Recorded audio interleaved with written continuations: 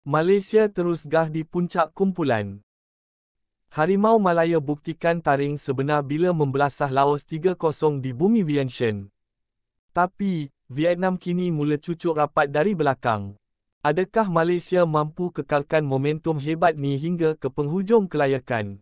Jom kita kupas laporan penuh aksi dan kedudukan terkini kumpulan F.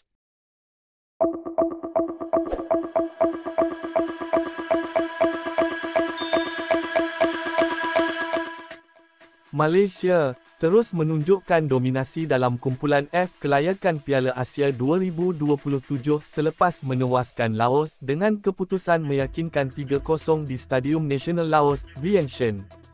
Dalam perlawanan yang penuh keyakinan itu, skuad kendalian Peter Klamovski mempamerkan aksi matang dan tersusun, terutama di babak kedua apabila tiga jaringan penting berjaya disempurnakan oleh Arif Aiman, Dion Kouls dan Faisal Halim. Kemenangan ini bukan sekadar tiga mata, tetapi satu isyarat jelas bahawa Harimau Malaya kini benar-benar bersedia menempah tiket ke pentas tertinggi Asia.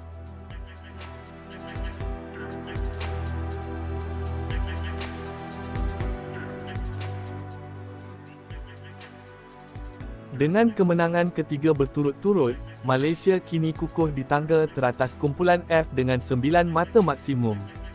Vietnam pula mengekori rapat, di tempat kedua dengan 6 mata, manakala Laos berada di tangga ketiga selepas satu kemenangan, dan Nepal terus bergelut di dasar kumpulan.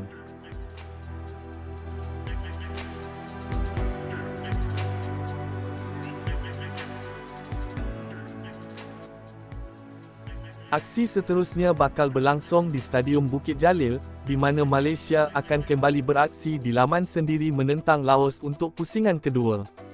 Dalam masa sama, Vietnam akan turun menentang Nepal di Ho Chi Minh, perlawanan yang dijangka turut memberi kesan besar kepada kedudukan akhir kumpulan.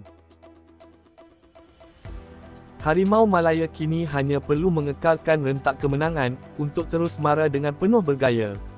Adakah Malaysia mampu kekalkan momentum luar biasa ini? Kongsikan pendapat anda di ruangan komen, dan jangan lupa langgan saluran ni, untuk ikuti semua perkembangan panas Harimau Malaya.